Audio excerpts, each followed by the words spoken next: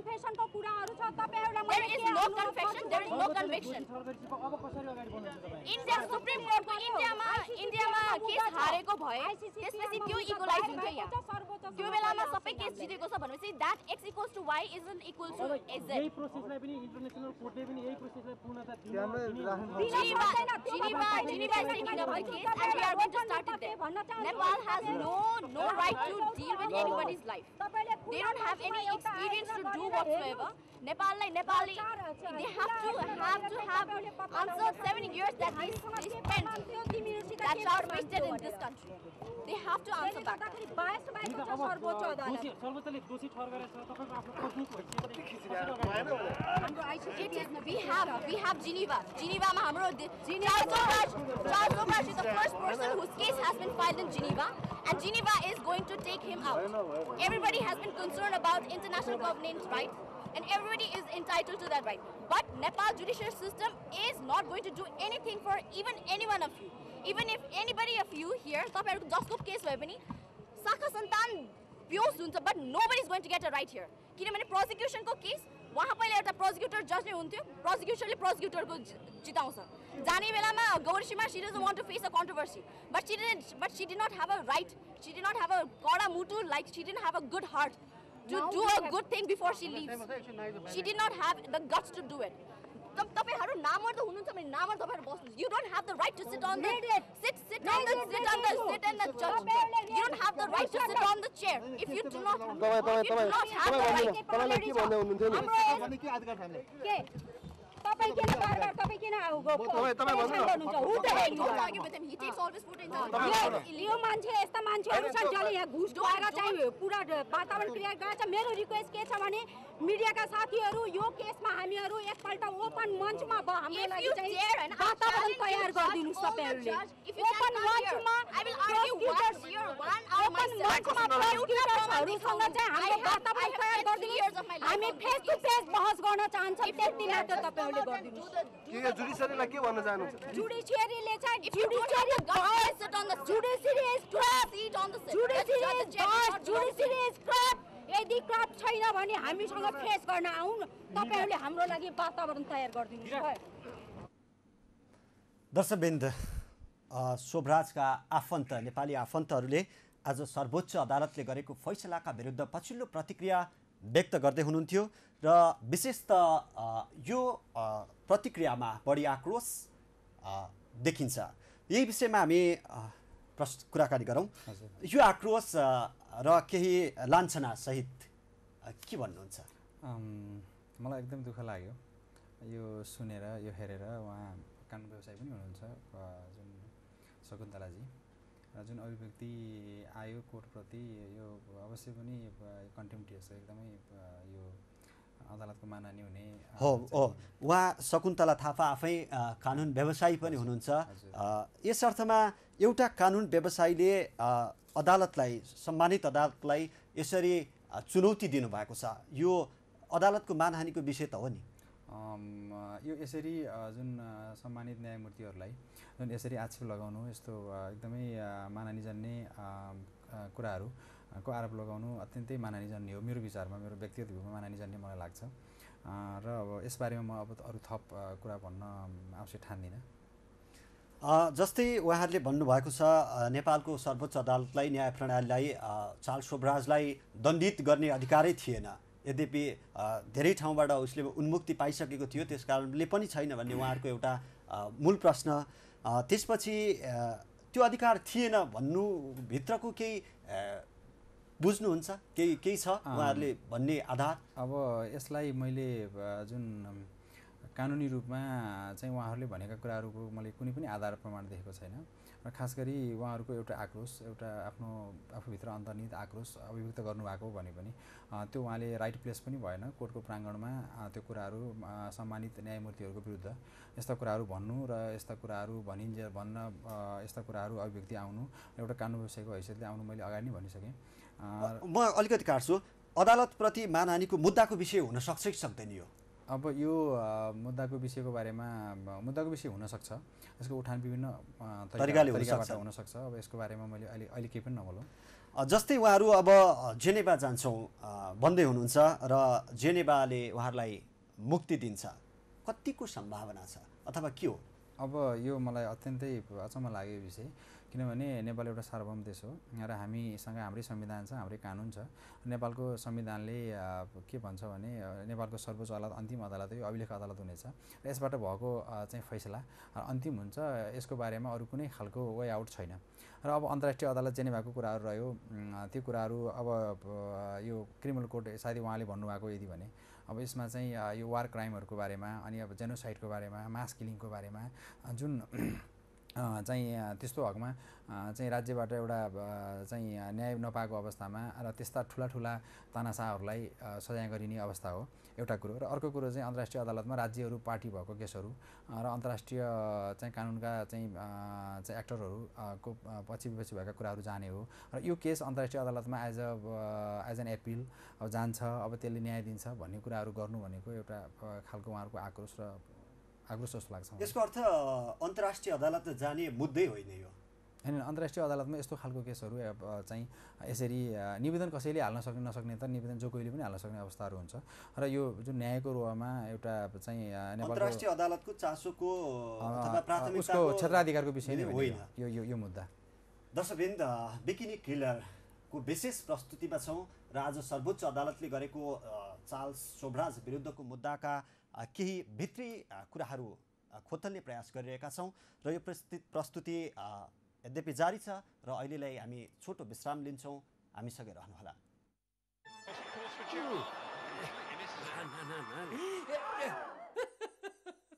यो नाचो म त हेरेर बुढा तिमी बजाउ ताली, बिहे बेरो भएको छैन देऊ न मलाई साली। यो कति रिमोट चलाएर थुप्रो च्यानल आउँछ, कुन हेरौँ होला हैन। यो डिश नेपाल त क्या गजब रहेछ। च्यानलहरू पनि 101 राम्रा, पिक्चर कस्तो क्लियर, रियलै भइरहेको जस्तो छ। डिश नेपाल चाँडै आउँदैछ स्याटेलाइटबाट डाइरेक्ट तपाईको घरमा 70 वटा भन्दा बढी क्लियर र रियल पिक्चर क्वालिटी च्यानल्सका साथ। डिश नेपाल क्लियर छ, रियल छ। जो बन्ने छ रक्षक हरदम, जसले उठाउने छ मेरो शिरलाई, मेरो घर, मेरो गर्व, रक्षक अनि सहारा। किन गरौँ सम्झौता यसलाई बनाउन? अम्बे सिमेन्ट नै प्रयोग गर्छु। क्लोज सर्किट मिलबाट उत्पादित डबल रिफाइन गरिएको अम्बे सिमेन्ट।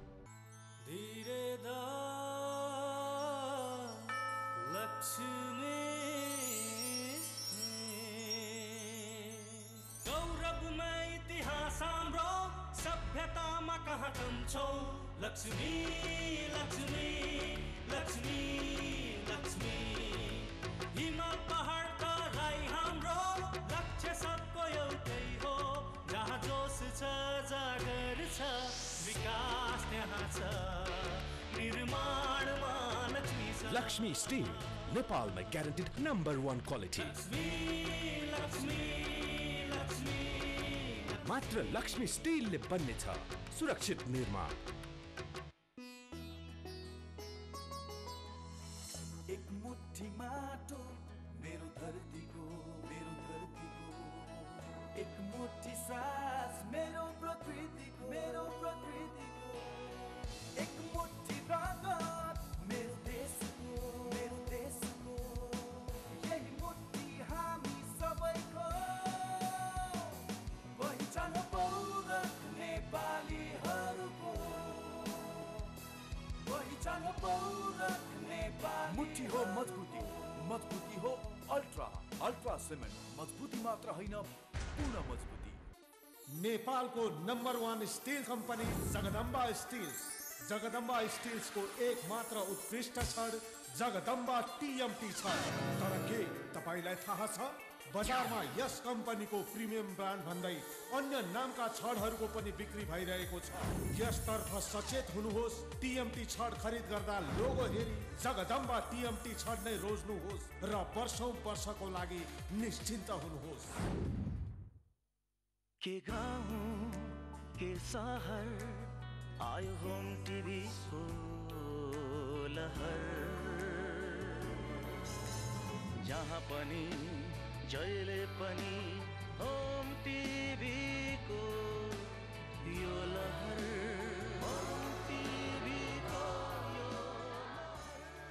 आयो अब नेपालकै पहिलो DTH होम टिभी, संसारकै उत्कृष्ट च्यानलहरू डाइरेक्ट स्याटेलाइटबाट बिना तार सिधै तपाईको टिभी।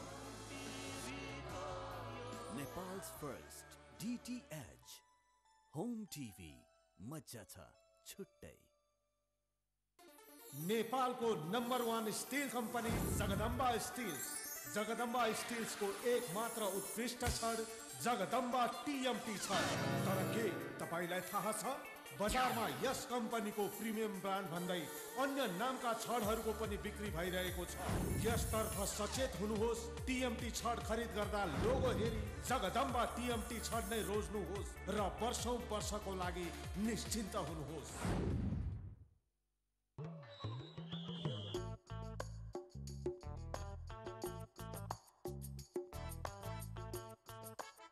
ओए हरि साधारण सिमेन्टको घर चर्कियो।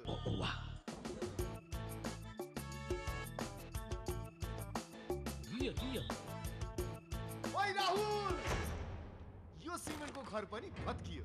अब होस सिमेन्टले बनेको घर। सञ्जय होस सिमेन्ट एकदमै सलिड। बाहिरको कुरा छोड्नुस् दाजु, अलि भित्र त हेर्नुस्। भित्र जहाँ तपाईको र मेरो जिन्दगी बितिरहेको छ, जहाँ समयले भाग्यको झ्यालमुनि थोपा थोपामा आकांक्षाको त्रिशुली नै बगाइदिएको छ। इच्छा त छ जिउनलाई, जिन्दगीको मजा लुट्नलाई, तर यहाँ त हामी कैदी हौं अज्ञानताको जेलमा। भन्नुहोस् दाइ, बाहिर निस्किने हो त सुन्नुहोस्, ध्यान दिएर सुन्नुहोस्। आइरहेछ तपाईको मेरो जाँच, अन्नपूर्ण पोस्ट ज्याकपट जाँच। गजब छ। म त ज्ञान सोना खान्छु। म ज्ञान मन्सुली प्रिमियम पकाउँछु। मैले खाने चामल ज्ञान सोल्टी पो रहेछ। आखिर ज्ञान त सबैको ज्ञानै रहेछ नि। हो, म पनि ज्ञान बासमती नै खान्छु। KL दुग्गड ग्रुपको ज्ञान चामल जापानिज प्रविधिबाट तयार पारिएको।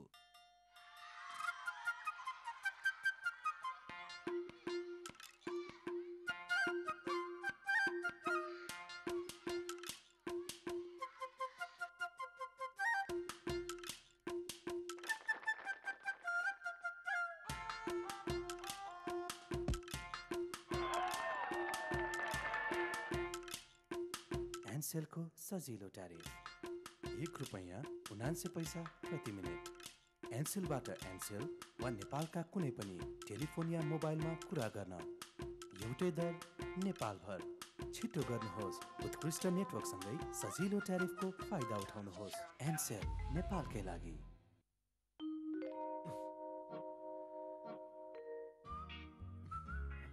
वासेबल पेन्ट हो, क्यालिफोर्निया अरेन्ज। क्यालिफोर्निया अरेन्जबाट बन्दीपुर अरेन्ज, जनकपुर जिलेबी,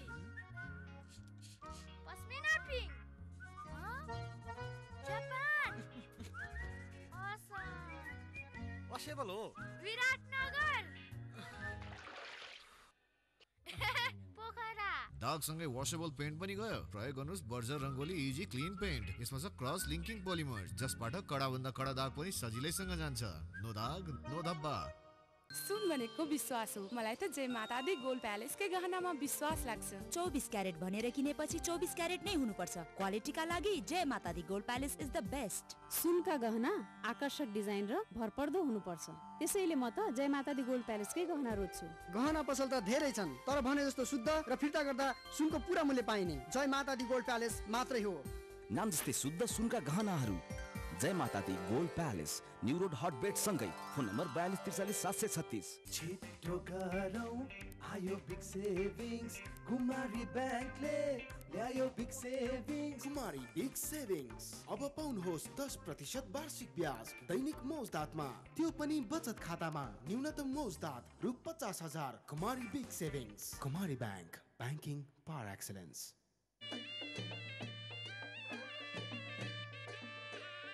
सुन्नु सुन्नुहोस् दिदीबहिनी तथा दाजुभाइहरू, 2068 साल जेठ असार महिनामा तपाईहरूको घर दैलोमा जनगणनाका लागि कर्मचारीहरू आउँदैछन्। उनीहरूले हरेक घर परिवारमा महिला पुरुष बाल बालिका वृद्ध वृद्धा कति छन्, उनीहरूको जात जाति भाषा धर्म के हो, परिवारका कुनै सदस्य विदेश गएका छन् कि छैनन्, परिवारको सदस्यहरूमा कुनै किसिमको अपाङ्गता छ छैन, परिवारका सदस्यहरू के कस्ता काम गर्छन्, महिलाहरूका नाउँमा घर जग्गा छ छैन जस्ता थुप्रै विवरणहरू सोध्ने छन्। ती प्रश्नहरूको नढाँटिकन जवाफ दिई जनगणनालाई सफल पार्न सबैलाई अनुरोध छ। हामी महिलाले गर्ने काम र हाम्रो नाममा भएको घर जग्गा पनि टिपाउनु पर्छ र? पर्छ। यो जनगणनामा नाम मात्र होइन, घरभित्र घर बाहिर गर्ने काम पनि टिपाउनु पर्छ। अनि आफ्नो र परिवारको विषयमा सोधिएको प्रश्नको नढाँटी जवाफ दिएमा हामी महिला पुरुष जात जाति भाषा धर्म सबैको यथार्थ विवरण छर्लङ्गै हुन्छ छोरी। र त्यही जनगणनाको तथ्याङ्कबाटै लैङ्गिक तथा समावेशी विकासको लागि आधार तयार हुन्छ, बुझ्या हो? केन्द्रीय तथ्याङ्क विभाग। अशोक स्टिल, जसले बुनिरहेछ सपनाहरू, दिलाइरहेछ प्राप्तिहरू, खुसीहरू बढ्दै गइरहेछन्, सबैले आफूलाई सुरक्षित पाइरहेछन्, जोडिरहेछ ठाउँदेखि ठाउँसम्म, सम्पन्न पार्दैछ शहरदेखि गाउँसम्म, सुविधाको ढोका खुल्दैछ, यो देश नै विकास पथमा बढ्दैछ। हजुर, अशोक स्टिल विगत 2 दशकदेखि बोकिरहेछ अभिभारा राष्ट्र निर्माणको। Transform your belief. Transform your knowledge. Transform your career.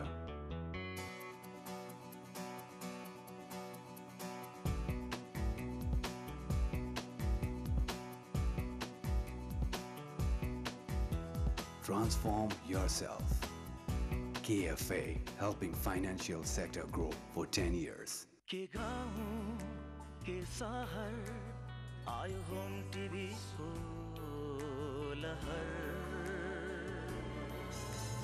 जहाँ पनि जहिले पनि होम टिभी को यो लहर, होम टिभी को यो आयो अब नेपालकै पहिलो DTH होम टिभी, संसारकै उत्कृष्ट च्यानलहरू डाइरेक्ट स्याटेलाइटबाट बिना तार सिधै तपाईको TV. Nepal's first DTH home TV, मजा छ छुट्टै। दर्शकवृन्द, सर्वोच्च अदालतको फैसलापछि बिकिनी किलर चार्ल्स शोभराज को फैसलापछि त्यसले उत्पन्न गरेका तरङ्ग र त्यहाँभित्रका विशेष सन्दर्भहरू सहित हामी यो विशेष प्रस्तुतिमा छौँ र हामीसँग हुनुहुन्छ सरकारी वकिल श्री कृष्ण भट्टराई र हामी संवादलाई पुनः जोड्छौँ।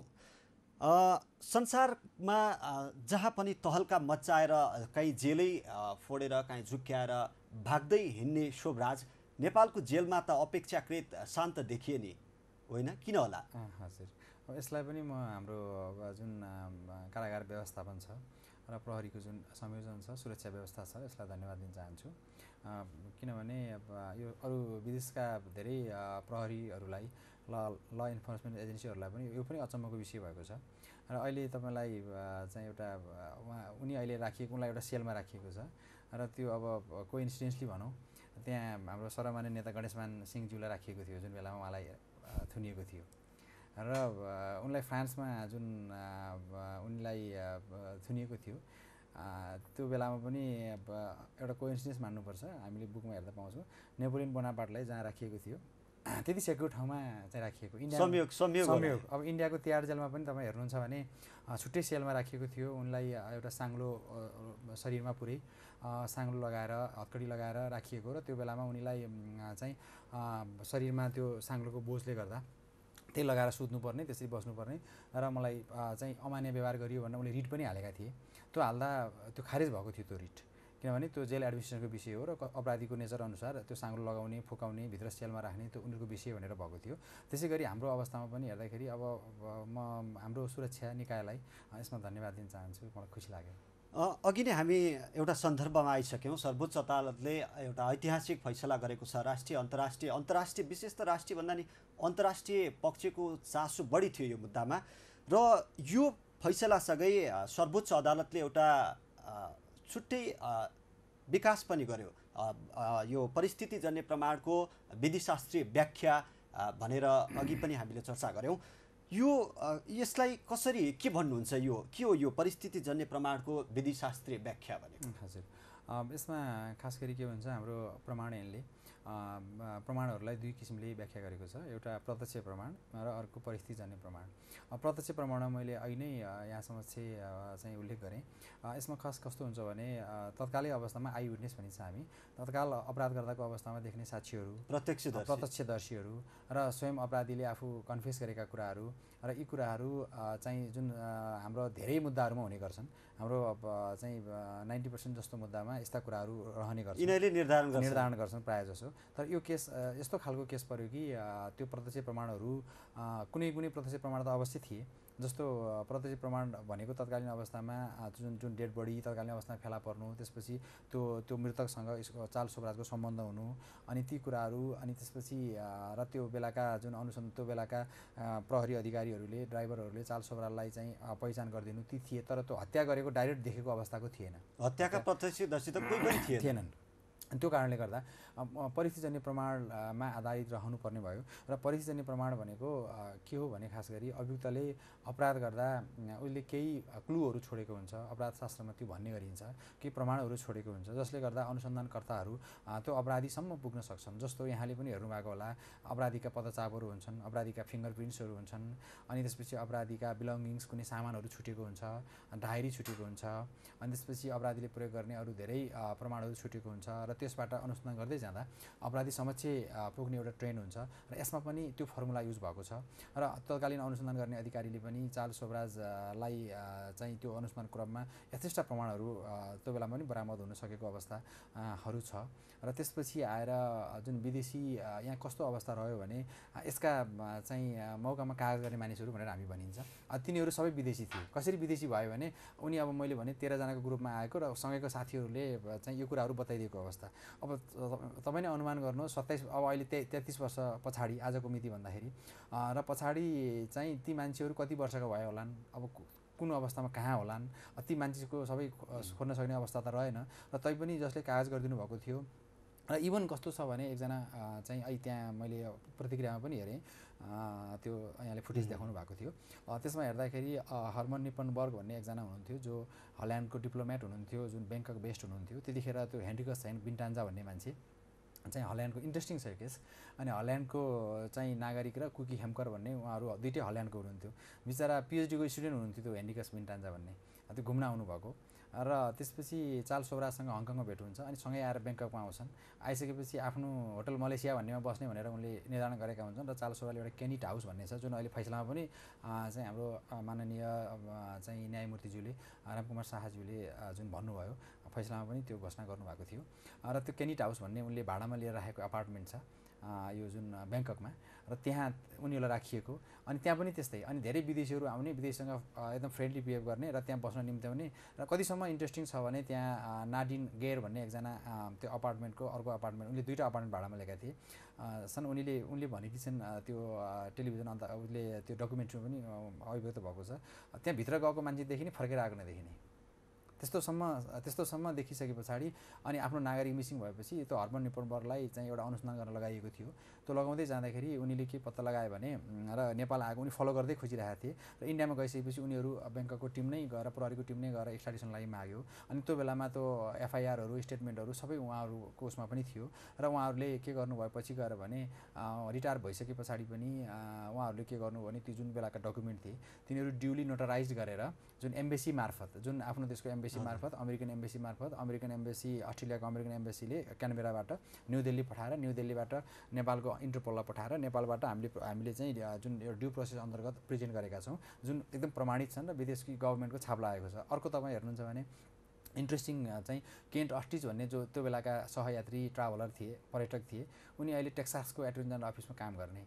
र उनीले पनि अहिले पनि आइसकेपछि यो प्रमाण लाग्छ होला किनभने यो जुन मिडियाहरूको रिपोर्टिङ भयो नेपालमा पक्राउ पर्यो भनेपछि भनिसकेपछि इन्टरपोल मार्फत यसमा एकदम इन्टरपोलले एकदम ठुलो संयोजनकारी भूमिका खेलेको छ र इन्टरपोल मार्फत चाहिँ ती प्रमाणहरू एकदमै एटर्नी जनरलको अफिसको लेटर प्याडमा हो हामी भनेपछि प्रत्यक्षदर्शी भन्दा पनि परिस्थितिजन्य प्रमाण भनेर यी सबै कुरालाई तपाईँले व्याख्या गरिरहनु भएको छ हजुर होइन र त्यसैलाई स्थापित गरिदियो सम्मानित सर्वोच्च अदालतले हजुर अब यो एउटा स्थापित भइसकेपछि अब अरू यस्ता मुद्दाहरूमा पनि यो लागू हुन सक्ला नि अब एकदम अत्यन्तै नेपालमा मात्र नभइकन मैले यहाँलाई अगाडि पनि यहाँ उल्लेख गरेँ नेपालमा मात्र नभइकन धेरै देशका यसबाट के भएको छ भने जस्तो इभन हामी इन्डियाका कोर्टका फैसलाहरू साइड गर्छौँ हामीले अब यस्तो अवस्था आएको छ कि हाम्रा फैसलाहरू इन्डियाले साइड गरोस् हाम्रा फैसलाहरू थाइल्यान्डले साइड गरोस् हाम्रा फैसलाहरू हङकङले साइड गरोस् हाम्रा फैसलाहरू फ्रान्सले साइड गरोस् र त्यसको त्यो साइड गर्ने क्रममा नेपालको सर्वोच्च अदालतको इज्जत प्रतिष्ठा हो म त्यही कुरामा आउँदै थिएँ सर्वोच्च अदालतले एउटा ऐतिहासिक फैसला गर्यो र यसलाई विशेषतः विदेशीहरूले चासोका रूपमा लिइरहेका थिए अब नेपालको सर्वोच्च अदालतप्रति विदेशीहरूको सम्मान बढ्यो होइन सम्मान त सर्वोच्च अदालतको सम्मान त यसै पनि अत्यन्तै सम्मानित नै थियो सम्मानित नै थियो होइन विश्वसनीयता पनि एकदमै त्यो कुरा त पहिला विश्वसनीय थिएन भन्ने कुरा होइन एकदमै विश्वसनीय हो सर्वोच्च अदालत र तर पनि कुरा के आयो भने यो कोर्टको कम्पिटेन्सी हामीलाई एउटा के कहिलेकाहीँ कानुनको विद्यार्थी भएर विदेश जाँदा पनि हामीलाई दुःख लाग्थ्यो कहिलेकाहीँ के भने अब हाम्रो फैसलाहरू चाहिँ के हुने नेपालीमा चाहिँ डेलिभर हुने अब नेपाली अन्त एक्सेप्ट नहुने इभन इन्डियाको पनि अङ्ग्रेजीमा हुन्छ पाकिस्तानको पनि अङ्ग्रेजीमा हुन्छ अनि हामी साइड गर्न सक्छौँ अनि बाहिरको पनि ल्याङ्ग्वेजको कारणले गर्दा हामीले त्यो गाह्रो हुने र अहिलेको अवस्थामा के हो भने सुप्रिम कोर्टको जुन